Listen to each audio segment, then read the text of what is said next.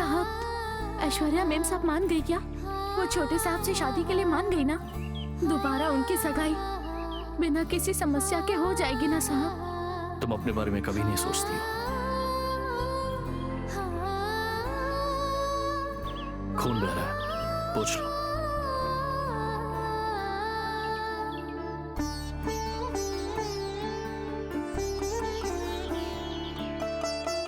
Aishwarya ma'am साहब ने हाँ कह दी ना?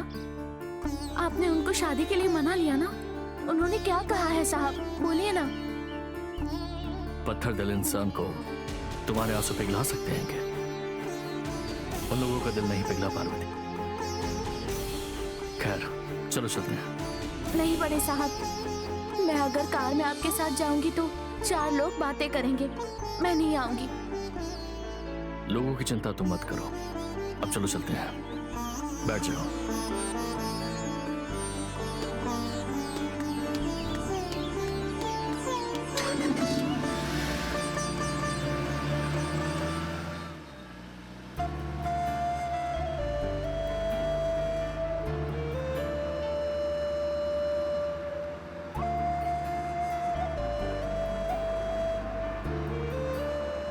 पार्वती, हाँ?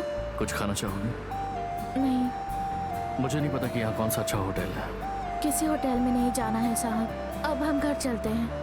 ए, तुम्हें भूख नहीं लगी क्या? चलो कुछ अच्छा सा खा लेते हैं, ठीक है? चाय की दुकान के पास रुकेंगे क्या? चाय की दुकान? मैं अच्छी दुकान देखकर कहीं रोक लेता। नहीं, मैं किसी भी चाय की दुकान पे पी लूंगी, मुझे कोई दिक्कत नहीं है। पर आपको? मुझे भी कोई दिक्कत नहीं है, सब चलेगा, ठीक है? अब जो भी दुकान आएगी वहीं रोक दीजिएगा।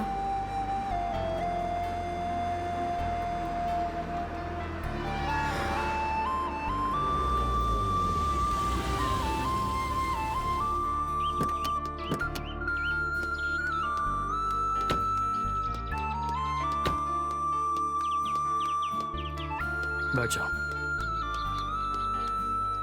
भैया, हाँ, एक चाय और बिस्किट ले आता हूँ सर।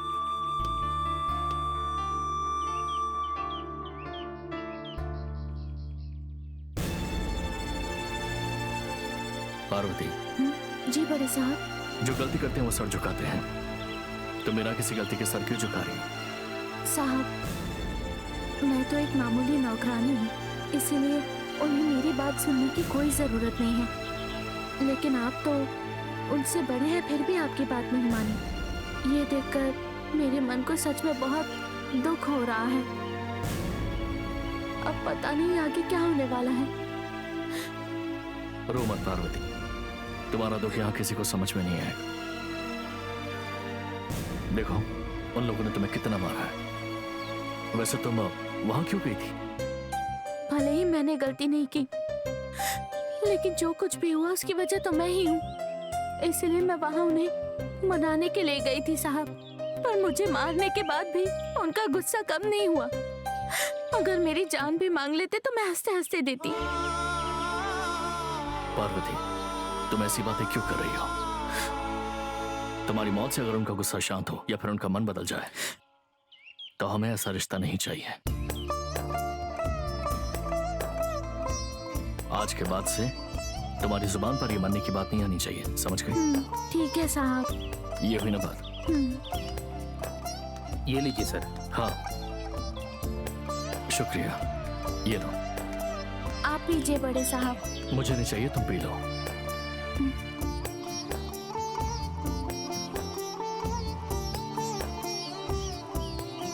ये लो, इसे यहाँ रख लो।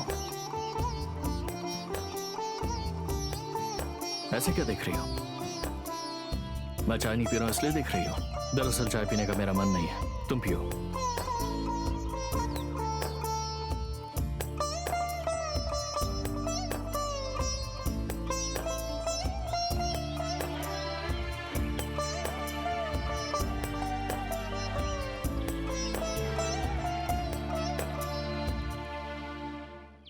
साहब, मन में इतना दुख होने के बावजूद भी वो दुख जाहिर किए बिना आप नॉर्मल कैसे रहते हैं? अरुण और ऐश्वर्या की शादी को लेकर मम्मी पापा बहुत ज्यादा खुश थे। लेकिन उनकी ये खुशी बदकिस्मती से सगाई के साथ ही खत्म हो गई। इस हादसे से वो लोग बहुत दुखी होंगे। ऐसा नहीं होना चाहिए था। हर तरह से उन्हें समझाने की कोशिश की, लेकिन सब बेकार हो गया। आप देखना, वो लोग अपना मन बदलकर जरूर राजी होंगे। भगवान उनके मन को जरूर बदलेंगे साहब। और उनके मामले में तकलीफ सिर्फ हमें ही नहीं, तुम्हें भी बहुत कुछ सहना पड़ा है। इस बात को लेकर माँ ने तुमसे क्या कहा या फिर तुमसे क्या क्या पूछा, ये मैं तुमसे कभी नहीं पूछूंगा पार्वती। फिक्र मत करो, अरुण बदलेगा, ऐश्वर्या का भी मन बदल जाएगा, मुझे इस बात का विश्वास है। भैया आया सर। वो दिन जल्दी आ जाए ऐसी मैं उम्मीद करती हूँ बड़े साहब। अच्छा। हाँ सर। कितना हो गया? 20 रुपए सर। 500 का छुट्टा होगा? छोटे नहीं है सर। अब साहब मेरे पास है।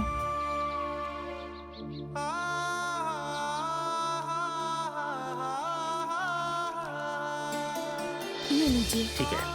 शुक्रिया, ये लो। अरे मुझे नहीं चाहिए साहब। रख लो। मैं कह रहा हूं ना, रख लो।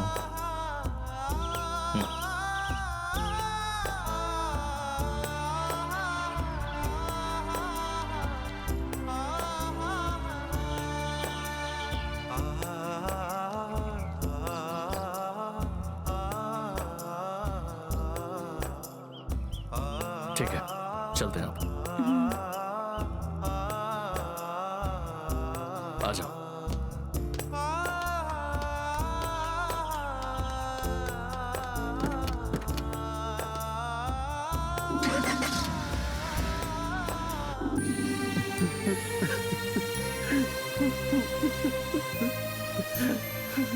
मैं आपको कैसे समझाऊं, मुझे समझ नहीं आ रहा सुंदरम। पता नहीं पार्वती की किस्मत में क्या लिखा है, उसके साथ ही ऐसा क्यों होता है। जहाँ तक मुझे याद है, मैंने आज तक कभी किसी को कोई तकलीफ नहीं पहुंचाई।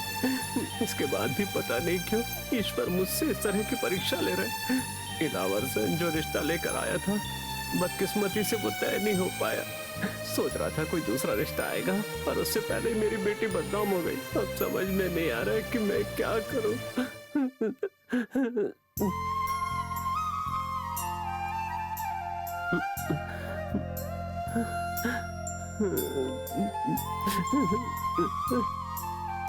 पिताजी आप ऐसे रोइए मत।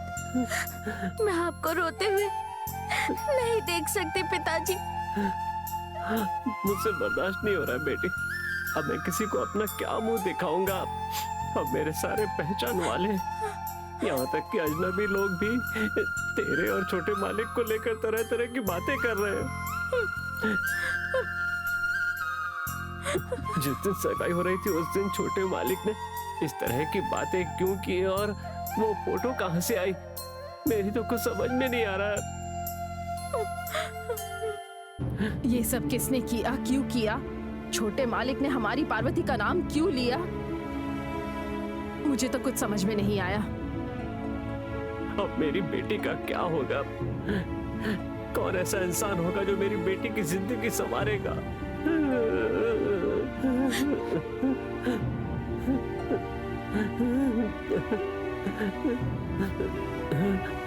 आइए छोटे मालिक। छोटे मालिक, आप यहाँ? मैं यहाँ पर अपना घर परिवार धन दौलत सब छोड़कर आया हूँ। जानते हैं किसके लिए?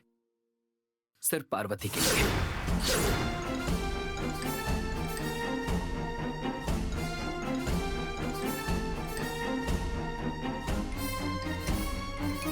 पार्वती के साथ अन्याय हुआ है और उसे न्याय मिले इसलिए। क्यों छोटे साहब बार बार एक ही बात क्यों कह रहे हैं? मेरे साथ कोई अन्याय नहीं हुआ है। आप मुझसे बिल्कुल बात मत कीजिए। मेहरबानी करके चले जाइए। पार्वती, मैंने कहा कि मैं तुमसे प्यार करता हूँ। तुम्हें इस तरह से परेशान करने के लिए नहीं, बल्कि इसलिए ताकि मेरी ऐश्वर्या से सगाई टूट जाए। मेरे मन में तुम्हारे लिए कुछ नहीं है, लेकिन अब मैं जहाँ भी जाता हूँ लोग मुझसे यही पूछते हैं कि तुम्हारी शादी अब पार्वती के साथ होने वाली है ना, तो कब करने वाले हो शादी?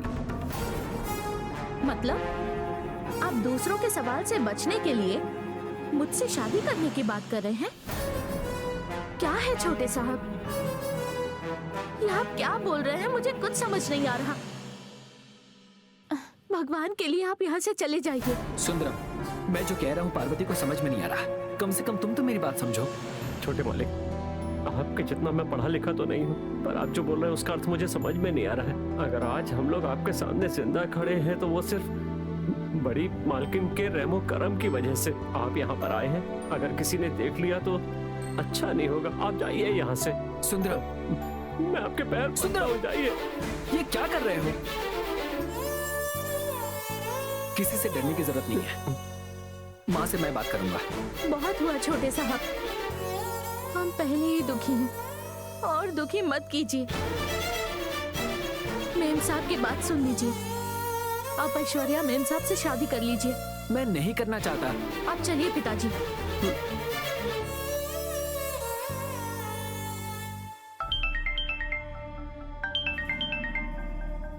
कौन है इशू?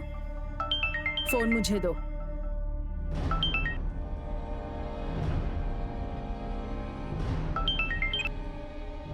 ये लो।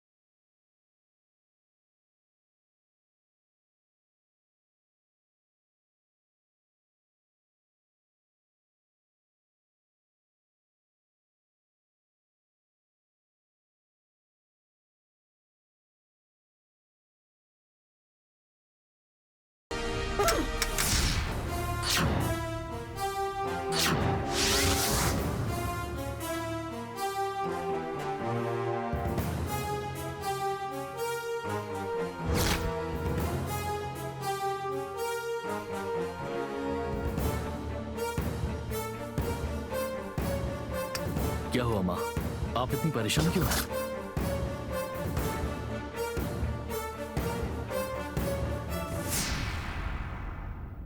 क्या हुआ राजेश्वरी?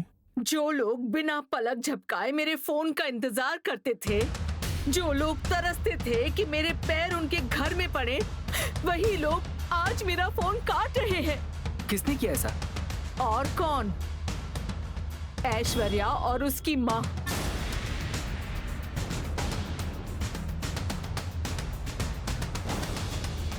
लेकिन आप उन्हें फोन ही क्यों कर रही हैं? Shut up! बेवकूफ कहीं के, सब तुम्हारी वजह से हुआ और मुझसे ऐसे बात कर रहे हो।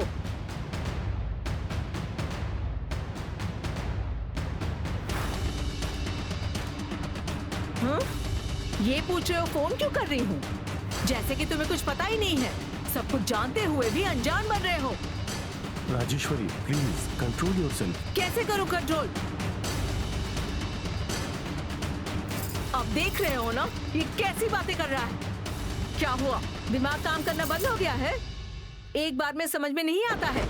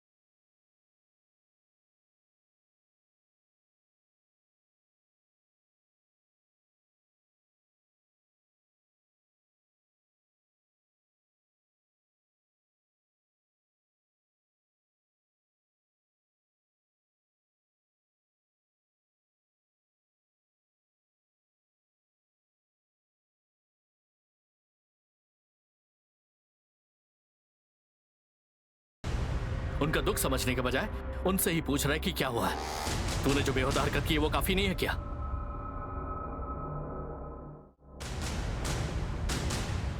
अरुण, जो बोल रही हूँ वो सुनो। तुम्हारा टाइम सही नहीं है, अंदर जाओ। ए अरुण, पापा प्लीज मुझे बोलने दीजिए, अभी भी आप सब मुझे ही डांट रहे हैं।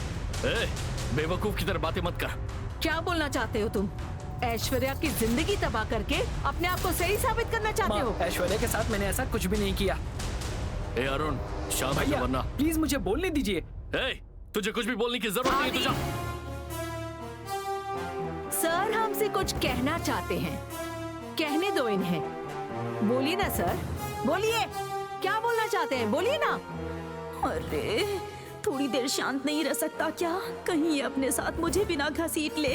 इज्जत गई है तो ऐसे पेश आ रहे हैं जैसे किसी की जान चली गई हो।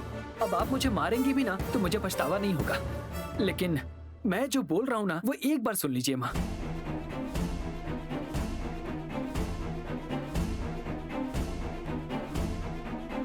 ऐश्वर्या के साथ मेरी सगाई जो टूटी वो मेरी या फिर ऐश्वर्या की वजह से नहीं टूटी है। मैं ये भी जानता हूँ कि सगाई टूटने से हमारे परिवार के और ऐश्वर्या के परिवार की काफी बदनामी हुई है, लेकिन इसमें एक इंसान ऐसा है जिसकी जिंदगी इस वजह से तबाह हो गई है। सबसे पहले तो उसके साथ न्याय होना चाहिए। एक मिनट रुक जाइए।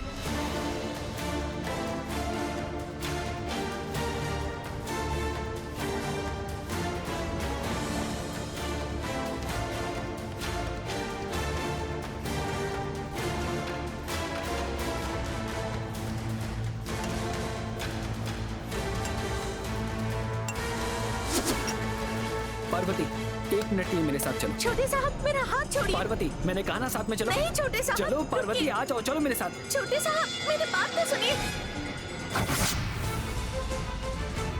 छोटे साहब, मेरा हाथ छोड़िए।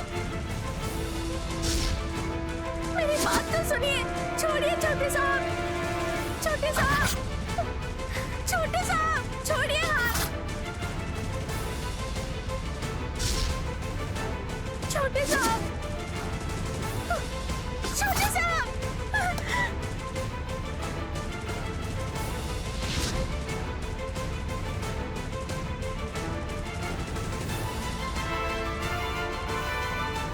जिस तरह से आपके लिए अपनी इज्जत मायने रखती है उसी तरह से इसके लिए भी मायने रखती है, ऐसा मैं मानता हूँ।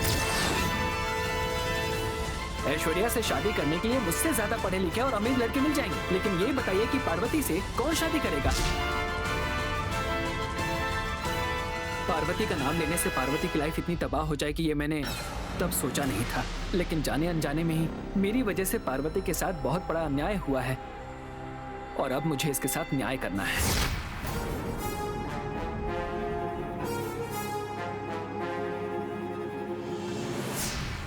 सॉरी माँ, वो क्या है कि मैंने सोचा है कि पार्वती से शादी करके मैं उसके साथ न्याय करूंगा माँ।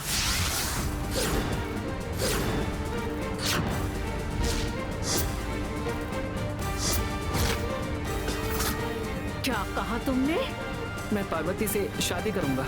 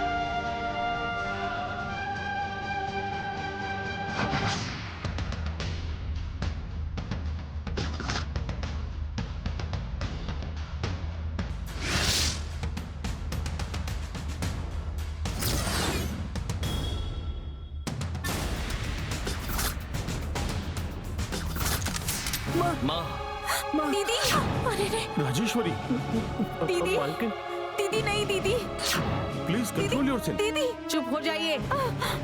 इसकी इतनी हिम्मत कि ये मेरे सामने खड़े होकर इससे शादी करने की बात कर रहा है।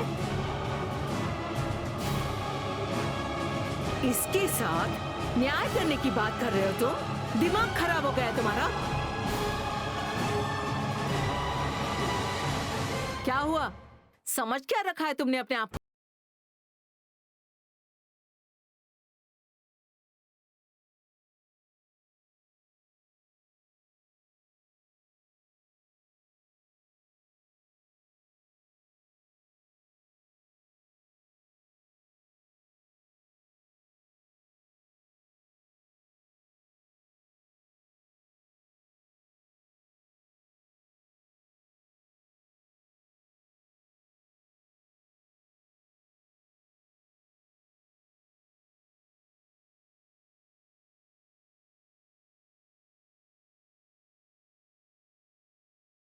अरुण, चलो मेरे प्लीज पापा, पापा प्लीज, यहाँ क्या चल रहा है? अटर्न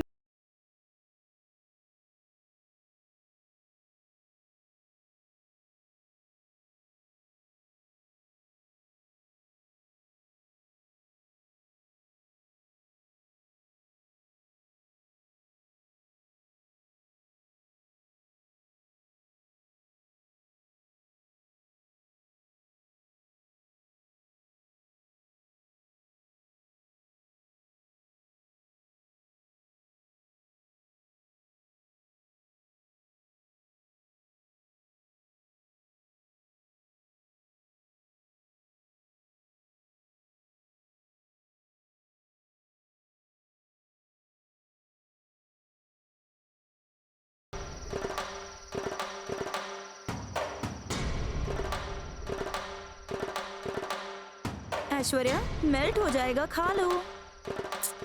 मैं पहले ही मेल्ट हो चुकी हूँ। हम सारे फ्रेंड्स ने सोचा था कि तेरी और अरुण की सगाई होने के बाद हम सब मिलकर तुझे एक पार्टी देंगे, लेकिन तेरी तो सगाई ही टूट गई। मेरी सगाई टूट भी गई, उससे मुझे दुख नहीं होता, लेकिन अरुण ने उस लड़की से प्यार करने की बात कहकर मुझे जलील कर दिया। मैं ये सहन नहीं कर पा रही। अभी अगर वो मेरे सामने आ गई ना तो मैं ये कार उस पर चढ़ा दूंगी। इतना गुस्सा आ रहा है मुझे उस पर। मेरी जिंदगी के बीच में आने वाली को मैं ऐसे नहीं छोड़ने वाली। इतना टेंशन क्यों ले रही है? आइसक्रीम खाना।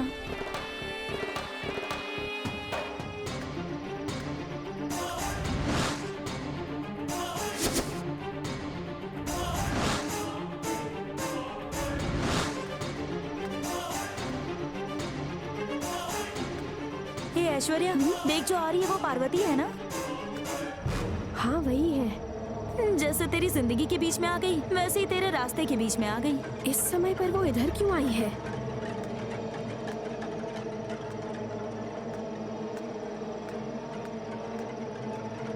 ठीक है चल वहां जाकर देखते हैं।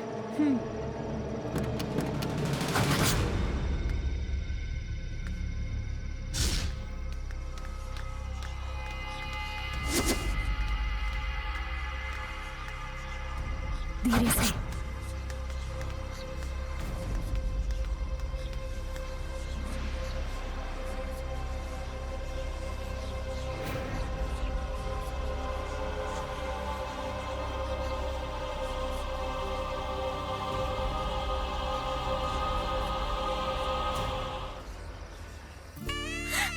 मैंने क्या गलती की है? ऐसा क्या पाप किया है? क्यों मेरी जिंदगी के साथ खेल रही है? लड़की के रूप में पैदा हुई यही पाप है। मैं तो हमेशा सभी की भलाई के बारे में सोचती हूँ। क्या ये गलत है? बोलो माँ, मैंने क्या गलती की है?